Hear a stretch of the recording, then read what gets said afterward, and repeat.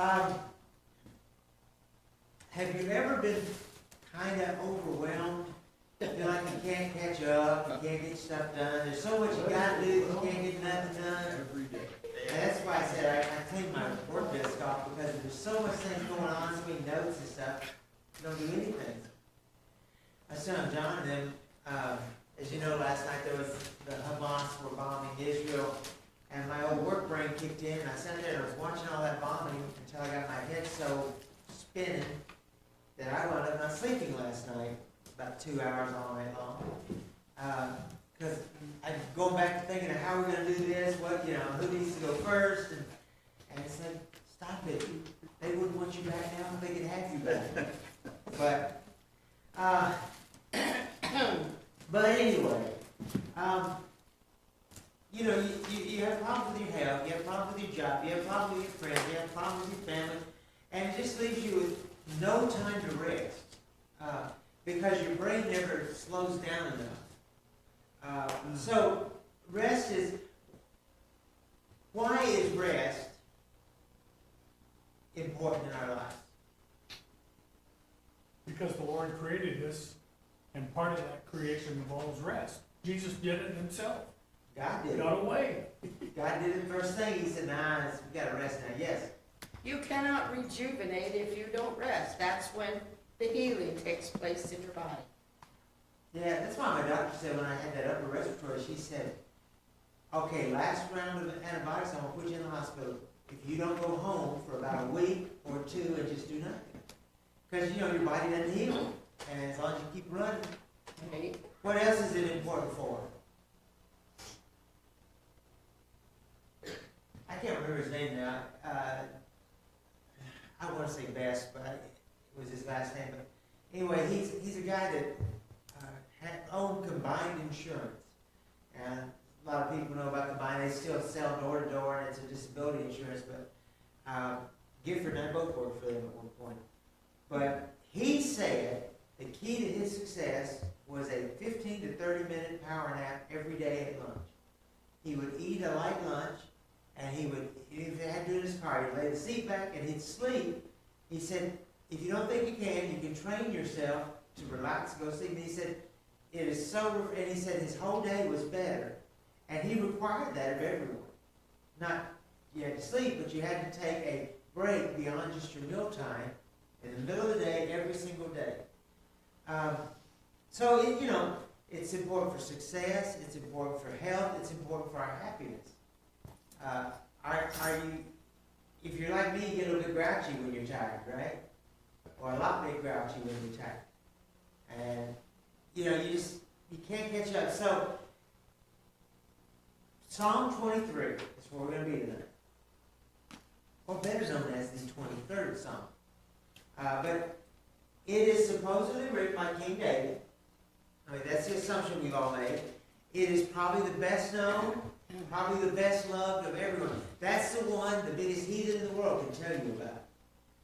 Everyone loves that when somebody dies or whatever. So part of its appeal is the imagery that David used. Because especially in their day, everyone knew what a shepherd was. Most people, family members were shepherds. So much of their economy was on the Bedouin shepherds that lived. And so that's just an image you can get to. I mean, can't think of one right now, but we've probably got images like that in our minds of, everyday life. Well, right now we all know what the farmers are doing and how they're doing it because it's such a part of our life here. So Jesus, in John chapter 10, verse 11, he uses some of that imagery too.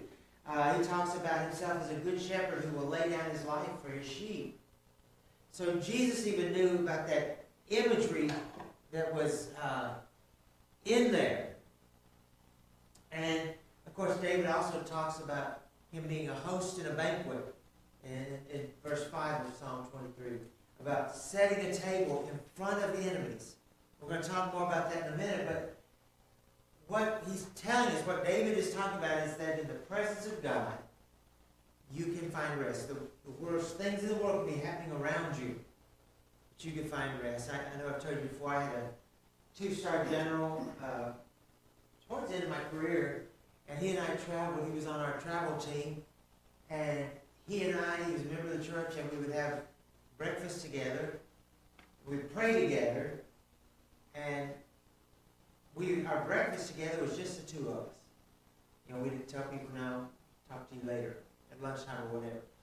But we would always offer, if, you know, we're getting ready to go here and do this, and you can pray with us if you'd like to. We'd open that up to people, because it just started your day out right when you let God be a part of that. You know, when you put your mind out in the beginning. So, there's comfort, there's peace, there's rest, even when you're surrounded by everything else that's going on in your world, you can find rest. So, what's a time, or think of a time, when you felt you were walking through a dark valley? Okay, so how many people walk through a dark valley because of a job situation? Raise your hand. You don't have to tell us. All right. How many people felt like you were walking through a dark valley because of the loss of a loved one? Or maybe our own health, or someone we're close to, a health problem. I mean, let's think about, we talked about Linda, or you heard the phone through about Linda and her daughter having breast cancer. How scary is that for Linda, even with faith, knowing what she went through with her cancer in her throat? I mean, we can relate to those things, and it scares us. So, where did you turn to help when you were facing these problems? What is your let's do it this way. What was your first reaction when the wheels fell off? When the what? When the wheels fell off the wagon. Oh, Sorry. wheel. Wheels. When the wheels fell off the wagon. That's Julie Voss. That's her way to talk. No. When everything went wrong, who did you turn to first? Talk about my accent. Well, the Lord is in there. He's supposed to be. But But he let's is. be realistic. How many times do we try and solve it ourselves before we think we pray? Or how many times, let's say it's a health thing, how many times do we sit and stew over it and worry about it and almost get sick ourselves over it before we think to step back and let God handle it? I mean, if you're realistic. Now, if you think to pray first before everything else, I'm so proud of you. But I don't always. You know, because I'm the logical one. I got to think it through real quick. We're here to fix it. Yeah. We're still cavemen, aren't we? There you As they go. say. We're here to fix things. That's what we do. And that's a trade. That's a trade God gave us. But we're supposed to stop and tell Him that jump in there first, and we'll come along and do it afterwards. And sometimes the outcome is not what we want, right? So Psalm 23 is also about finding peace even when the outcome isn't right. You prepare a table before me in the presence of my enemies, which says to me, the enemies still surround me. But in the peace of God, I'm going to sit down and have a meal. Carl? You know, even if we do stop and pray about it, just because we're human, we still want to have control over part of the situation. You know, that is just so hard to let go completely and let God handle it. It's almost impossible to just totally let go of it. Yeah, we got to think of a way that we can help God take care of it, because He needs our help. Yes. That's what we think. That's right. How do something? Well, you know, when we look at it, especially in verse 4, because most of us, death is the thing that we fear because we just don't know what's beyond it. And it says, I will fear no evil. You know? And so it deals with our reaction to what we have no control over. I can honestly say, in my military career, now I've had fear when my dad got Alzheimer's. I had fear for myself about that as I started forgetting things, you know. I worry about that. My brother worries about it because it's been several generations having it. But my military career, all those places I was, even in combat, I was never afraid. Because I had no control over those situations, and so I totally let God have it. It's like I'm gonna live or die, God. I was gonna do my part. I'm gonna live or die, it doesn't really matter that much. The only fear I had in those situations, I always thought action was for her. It's her safety, not, because you reach a point where you're not in control of anything.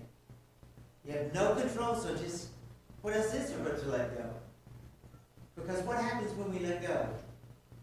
Let God do it. And what does that mean psychologically to us? Stress goes down. Stress goes, it doesn't go away, but it goes down to where it's manageable. Yes, it does. Like I said last night, I got wound up about what was happening. I had no control over Israel and Lebanon. But I got wound up about it and couldn't sleep. I was talking with a coworker of mine, she just retired from Honeywell, and we had a mutual coworker that lives just north of Asheville, North Carolina. And lots of damage. He had 3 neighbors that are dead, and just, massive mess. And he's okay.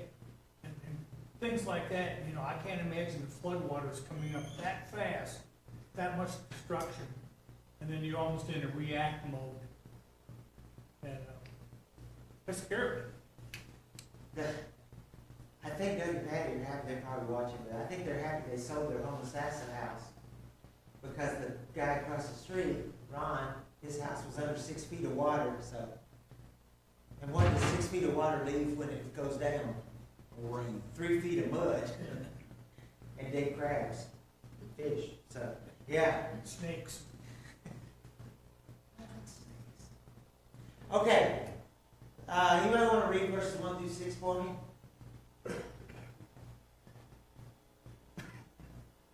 Anybody want to stand up here and quote it? Oh, go ahead, Danny. Lord is my shepherd, I lack nothing. He makes me lie down in green pastures. He leads me beside quiet waters. He refreshes my soul.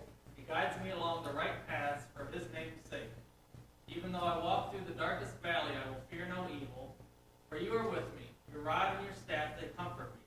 You prepare a table before me in the presence of my enemies. You anoint my head with oil. My cup overflows. Surely your goodness and love will follow me all the days of my life, and I will dwell in the house of the Lord forever.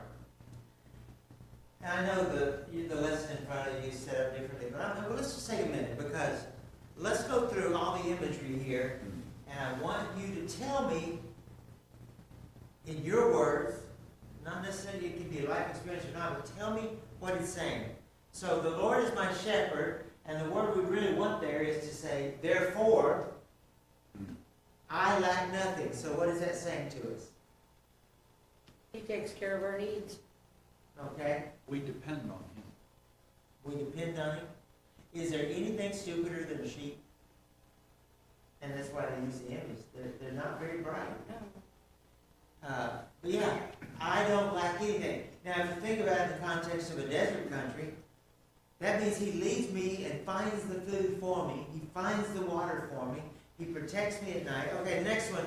He leads me by quiet waters. Well, after this second or the worst hurricane since, what was that one, 20 years ago?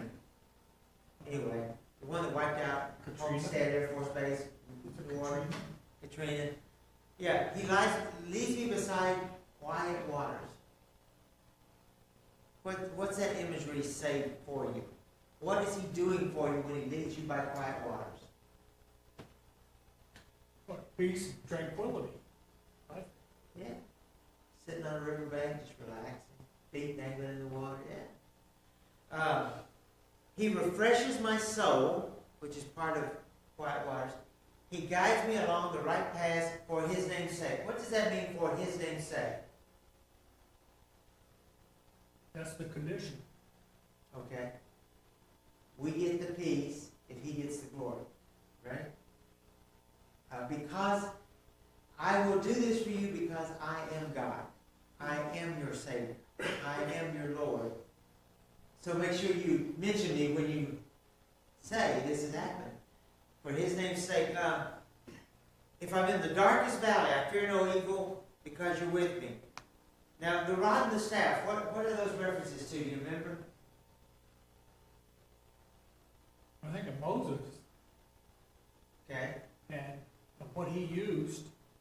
demonstrate God's power. I'm not sure if that's what they're referring to. Part of it, that's half of it. Terry and then Hal, Think of them as a means of correction, okay? because he pushes the sheep here or there, or whatever he needs to do, and that's the staff that helps him, Why's the staff got a crook in the top? so he can yank those sheep where they need to go. And it's long so you can reach out and touch them. Yep. Anybody know what the rod is? The rod's actually a club. Oh, because they're dumb. Well, the club's not for them as much as it is for the Oh, for a wolf. Predators. lions, wolves, whatever. Hal? No, that's what I was gonna say is that when you look at the rod and the staff, one end of it is to pull them back, guide them in. The other one is to push them away when they need to. It works both ways. He's given them both protection and correction, which we need both of. Because we're not much brighter than the sheep. A little bit, not much. You prepare, we've talked about this, prepare a table before me in the presence of my enemy. In other words, and you anoint my head with oil, my cup overflows. You give me a bounty when I'm surrounded by people that want me dead. They want to kill me, and yet you give me this bounty. And surely your goodness and your love will follow me all the days of my life. Now, what's it mean? I will dwell in the house of the Lord forever. Is that talking about in this lifetime or the next lifetime? And this lifetime. You're in God's house right now. And it's his promise to us that we get to go there. Yeah, Sunday I talked about Isaiah 59, your sin separated you from God. Mhm. When you're living in communion with God, you're in his house. And it is this life and the next. You're right, Tammy. Definitely the next, but it's also in this one.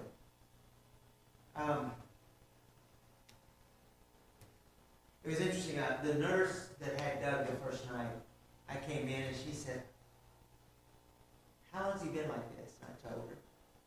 And she said, "Does he know anything?" And I said, "Oh yeah, he does. He's got preferences." I said, "Don't you put a Green Bay game on. Oh. You have a hard time keeping it calm." And she said, "Well, his sister said he likes cartoons, Disney only. Keep it on the Disney Channel." And he started getting wild as they were trying to feed him because she wasn't doing it the way he was used to. And he started lashing out. And I just walked up and I said, "Stop that, please." And patted his arm for a second. And he calmed down. She was amazed by that. But I visualized that's what God's doing with me. As I started getting spun up, God says, "Just calm down. All right. We got this." And that's what this is talking about. Calm down. You're in my house. You're safe. All right, so let's talk about the ways that God's a shepherd. Talk about sheep with me. I got a whole laundry list here on my notes that sheep are. But tell me some of the things that you know about sheep. Steve, They stink. The Bible doesn't say much about doing something They bad. tend to wander. They wander around because they're only looking at that next blade of grass. JC. The scriptures tell us that they know the voice of the shepherd. Absolutely. I read something when I was preparing for this. A guy said that a good shepherd would touch each of them every night, kind of rub their hands as they came into the pen. And he said, because if you don't, they soon forget that you're there to take care of them. But that reassures them and tells them. What else about them? Can they defend themselves?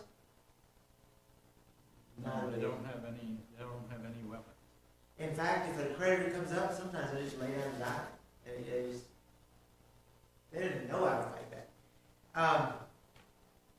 A sheep on its back has trouble getting up on its own. Can you use them for a beast of burden? No. You'll break their back in a heartbeat. They'll settle for less. If you take them somewhere, they'll take whatever food they find. They're not picky about it. They're very valuable. We're valuable. Can they care for themselves when they're wounded? Nope. They can't. Again, they give up and die, and they're innocent. I change that word for stupid. But anyway, they're innocent. So, somebody look up real quick Matthew 25:32. Okay, Chloe, go ahead. Matthew 25:32. I saw your hand move. She raised her hand like this. I saw her. That's how she does it all the time. Trying to shoot you away. What, you got it? 25, verse 32. I think, yeah.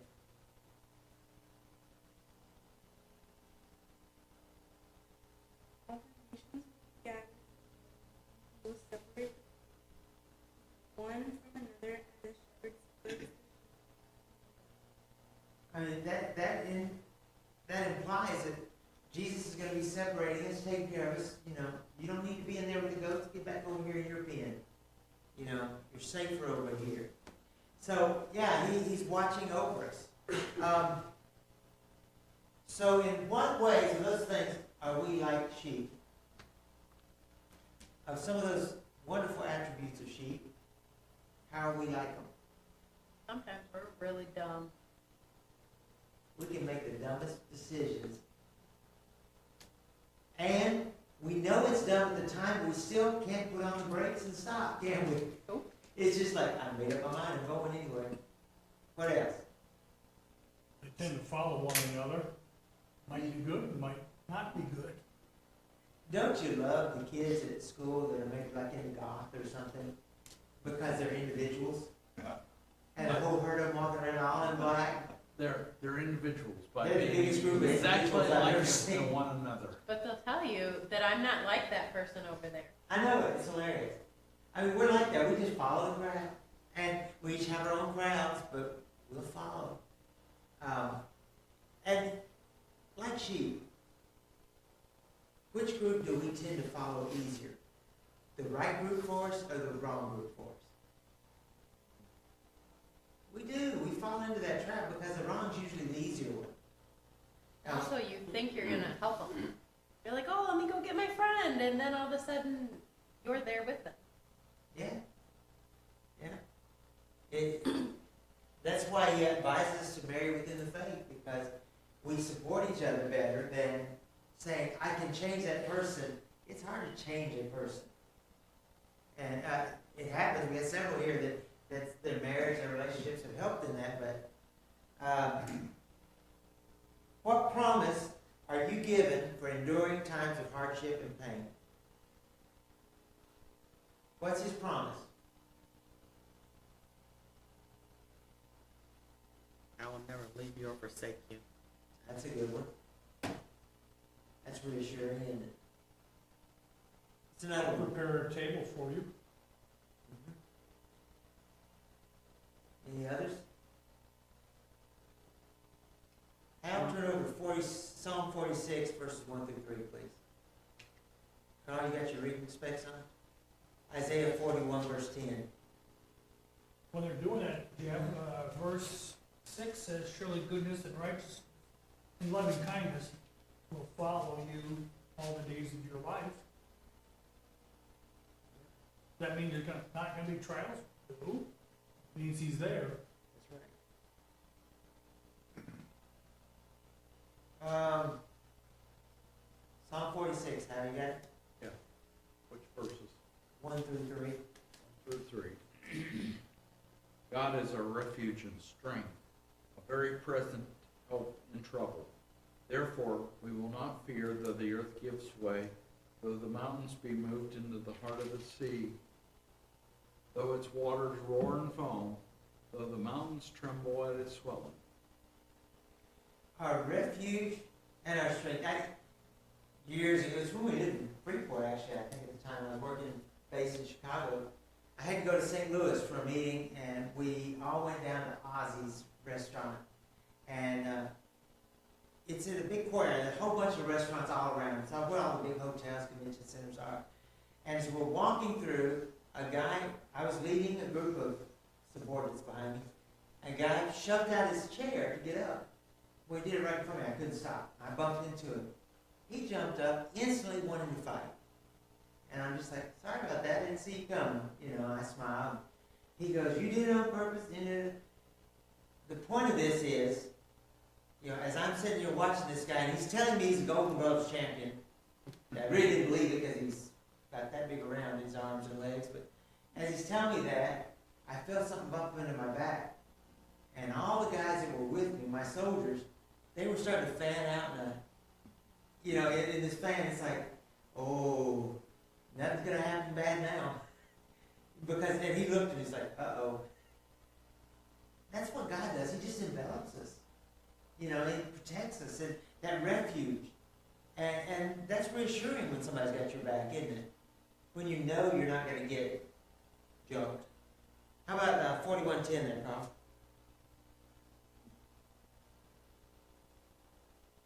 Sorry, I went to 46, hang on. Oh, sorry. I may have said that, I don't know. So do not fear, for I am with you. Do not be dismayed, for I am your God. I will strengthen you and keep you, strengthen you and help you. I will hold you with my righteous right hand. So this is just saying we draw strength on him in times of despair. He is there, he gives you strength, he helps you, he upholds you. Okay, so what comes to mind when you think about God preparing a table?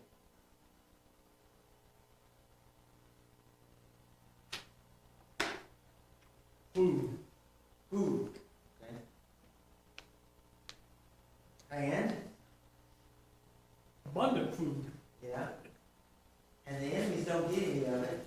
That's They just what I have to think. watch. Huh? That's what I think. And you don't get any. Yeah.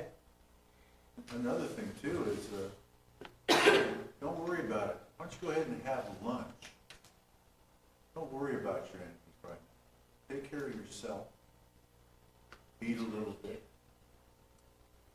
In the Middle East, hospitality is everything. It still is today. You can go into your enemy's home and you will be treated wonderful for 3 days. That's all you get. But you're safe. They will not, your worst enemy in the world will not do anything against you for those 3 days. And they treat you like royalty. It's that way in a lot of cultures. When we took a group from here, and I don't know who all was with us on this one, but we went to a wedding feast. And I was so embarrassed because they wanted us to sit in front of everybody and eat a meal, and nobody else was going to eat till we were done. And that happened to me in Fiji, too. And it's really embarrassing because these are poor people, and we're sitting there eating this meal. But that's kind of the same application. God says, look, you know, I'm taking care of you right now. You eat. And like you say, in abundance. They expected us, I'm having to whisper to the Americans, don't eat a lot. You know, eat a little of everything. If you're hungry, we'll go somewhere else later, but, you know, be kind for their sacrifice. And it reminds me that there may not be a table, but God preparing a table for you. I know I was in a cultural kind of thing, and someone said, LaKenda, what happens when you're not invited to the table? Has it ever happened? I was like, yeah, it happened a lot. And I said, and I make my own table. There you go. And they were like, hey, that's good. So, you know, not invited. Happens a lot when you're a Southern kid, too. You know, it's a beautiful table. Remember when the corner. Yeah. So what kind of future can we expect from God? I think this is along the line you said, Philippians chapter 4:19. Supply every one of your needs. What can we expect? What kind of future can you expect? Okay, do it this way. In the near term, what can you expect? Anxiety free. Okay? We'll have I trucks. expect in the very near future, I'm talking before, next president or whatever, I'm expecting to have plenty of eat, plenty of places to sleep in my house, no intrusions by anybody, so I'd be safe, and to be able to talk to God anytime I want. Every morning I have Bible study with my sister on FaceTime, and we freely do that, and I hope that still like that very near future. Don't know about after that. Was that last night when the bombing started and I started watching it, and Allison says, I think I'm gonna go do my Bible study tonight. She didn't want any part of it. She went to her room because she participates in a ladies' Bible study online, you know, and try to do it live, but they don't always get to. So she does that every day. It's like a 30-minute study for at least one group. I think she may have a couple. Steve, you have. Well, I think we're faced with trials and tribulations almost every day, but we're guaranteed a win. I think Paul said, what, I buffet my body daily, that I may not be disqualified. And it doesn't mean that we're going to have a bed of roses. We will at the end if we don't have that in this life. Philippe, who works for us, he's our new executive director at Believe, and he asked me, he said, I gotta go, I gotta get home. He lives in Rockford. He said, are you gonna watch the debates? I said, no. Why not? It's important. I said, no, it's not. It is not important at all. I said, because I can't change anything. That's right. I'll vote because it's an American. As an American, I think we should all vote. I think that's important. But I can't change anything by myself. And if the best one gets in or the worst one gets in, I still got to live my life. And in God, I'll be fine. And I told him, I said, you believe? Why are you not wound up about politics? Well, because no. If you believe in Jesus, politics are second. Yeah. Now, y'all go ahead, I don't want to hear any debate about it, but you go ahead and do what you're going to do. But in the long run, rich politicians are going to do their thing. And That's fact. we're going to live our life. And we're going to live our life better than they are. We won't have the sumptuous meals. We don't have Secret Service. Well, we got Jesus. That's We're the a best lot better secret off than service they you can are. ask for. Huh? That's the best secret service you can ask for. That's right. Yeah, Jesus saves. Yeah, so what's the answer in the long term then? Short term, we're protected, we're cared for. In the long term, you can expect to be treated part of God's royal family. And we love the idea that we're all high priests, and that we're all royalty, and that we are princes and princesses in God's kingdom. We've been adopted into a royal family. You know, all those images that they use, those are pretty reassuring. They're pretty nice. We can expect a future of consistency, because God's not gonna change. He's the same today as he was yesterday, as he will be tomorrow. He's not gonna change, he's not gonna turn his back on us. He's gonna be there for us like he promises forever. You mean the newest TikTok phrase isn't going to change how we see God? Or God's not going to change his mind because everybody's doing a new dance? Yeah, he's still going to be him. Yeah. Anything else? Chloe, you're doing the new TikTok dances. Thank you. Okay, so, it was hilarious at camp. I hadn't seen it, of course, I hadn't been there to look at these little clumps of girls off in the corner. Oh. It's like, what? Somebody get the med kit. They're having seizures, you know. Isn't that the Pee-wee Herman dance? So, Did you do that? the writer wrote, it's our weariness that makes the words of Jesus the carpenter so compelling to us. Or Jesus the shepherd. You know, Matthew 11:28, come to me, all you who are weary, and I will give you rest. That's what he says to us. That's what he's promised. Come to me. The invitation is, come to me. And remember, we talked about this with Jonah. Your sin separated you from your God. You've got to take one step. He takes 100. You got to make that move to him. He offers an invitation. He was a pitiless, random, roving rabbi that everyone he went to just about hated him except his disciples. He never had political office. He was never connected with the authorities in Rome. He avoided them. He never wrote a bestseller, although his book became a bestseller, didn't it? No diploma, no PhD. He looks at everyone as equals. The farmer, the city guy, the lawyer, the doctor, he looks at them all the same. He looks into the disillusioned eyes of a non-believer, or of a preacher, or of a whatever. He just looks at society as a whole and says to them, take my yoke upon you. He says, learn from me. I'm gentle. I'm humble. And in me you will find rest for your weary souls. That's verse 29. The people came, they brought him burdens.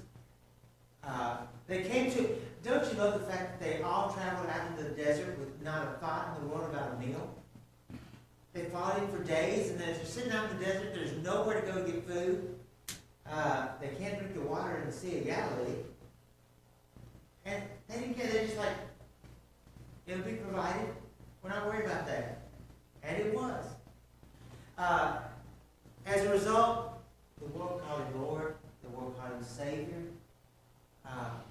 It's not because of what he said, but it's who he was, how he lived, what he showed us. They found a place to anchor themselves. I was telling Carl, I was watching a video of a guy. He stayed in his house during the Halloween. He lives on that mountain, Chimney Rock in North Carolina. And remember, they said it'd probably be permanently closed because the Chimney Rock itself had so much damage in the storm. That's bad when a mountain gets so much damage that it's never going to reopen. But he's sitting there video and he's like, oh, this is wow. Look at the wind. Look at this. All of a sudden, his whole roof rips away from the front. He goes, I think I better go. You know? It's that thing in the storm. We're storm-tossed souls. And Jesus says, just tie off to me. You'll be all right. I'll protect you. Come to me, he says.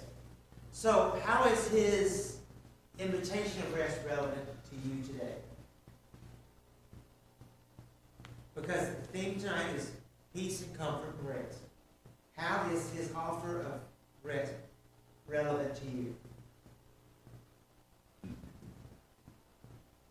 Is anybody here have any? Okay, Jason. Heaven is our goal. And life is hard sometimes. And that's how I look at it. Life's almost impossible sometimes. I don't know how the Sure world is. does it without Jesus. I don't get it. I tried it, it was miserable. I mean, as I look at faces, almost every one of us has got struggles. Family problems, health problems, societal problems, work problems. One of the things that's kind of a struggle for me and Allison and Doug and Patty is that in our belief world, we are surrounded by people that don't care about anything except themselves. People that would rather have a fix on drugs than do anything for their children. And that gets oppressive sometimes because you're trying to smile and be supportive and knowing they don't want to hear anything you got. I'm just going to listen to you long enough till the court says you can have my kid back. Mm-hmm. Or my favorite statement we get every now and then, blue moon, well, if they take them, I'll just make another one. I'll beat my head in. Show you. Yeah, but that's not who we are. So that's okay. They're going to do them, we're going to do us, and we get our rest in Jesus. That's one thing I think about being. It's in that job and in the job of teachers, it's got to be hard to stay positive when you're surrounded by negative and ugly. You know? It's hard. That reminds me of today. I run suspension APAD. And so I had a couple of students, and the security guard came out and talked to me, and he said, I've just had an off day, and I thought, I'm going to ask you, how do you do this? And he goes, because you've done it a long time. And then I said, you have to think of the good in this. it's a tough job, no ifs, ands, and buts about it, but you do it for a purpose. And I told him the story of a really successful story of the kid, when I've told it here. They came in like a wrecking ball his freshman year, and they put me with him, and he just graduated, and under the radar the whole time at the high school. He was the best story ever. And I told him that story. I told him all about it. How he came in and said what he was gonna do. He gonna throw tantrums, and he gonna be in a home like he is every year. And then I was like, dude, we're preparing you for life here. I said, you can't do what you've been doing. That hasn't worked. So I don't expect you to do that. And he was just like, what? And he never did anything. And I told the security guard that. I said, he never did a thing the whole time. And then I said, this is the best story. And I said, and that's why I do it. He goes, oh my, thank you. So there's a purpose here in life. You should find your purpose, I should say. Also, I went to CVS, to buy her old people free drugs for Medicare for the end. I'm not that old. Anyway, so we're in there, and this young man's bringing us up. He's a big kid, probably 20s, and he goes, Mrs. What? Yeah? You remember me? And she goes, was you at whatever his name was, I don't remember. And he goes, yeah. He goes, I was such a bad kid, wasn't I? And this was in her special reading classes in West Village. You're a wonderful kid. How are you doing? I'm in college now, and I'm working here, and I'm about to be made the manager here. But I'm in school too, and I'm getting them both done. I'm trying really hard. And she said, well, that's wonderful. We got in the car, and I said, was he really bad? Because he said he was. She goes, oh, he tried to get himself thrown out of class every single day. So he didn't even make it to the bell to start class. I had him already going out in the office. But, it shows that no matter how bad it is, we can find that place of comfort. All right, we're going to stop there. It's time. I told you. Oops, sorry, man. I just popped real quick. Hit the little spinny button underneath that songs there, so it'll be on the screen too. For you. On both songs. The little spinny thing. See, you did it. It's right there. Now? Huh? Is it up there? Yeah.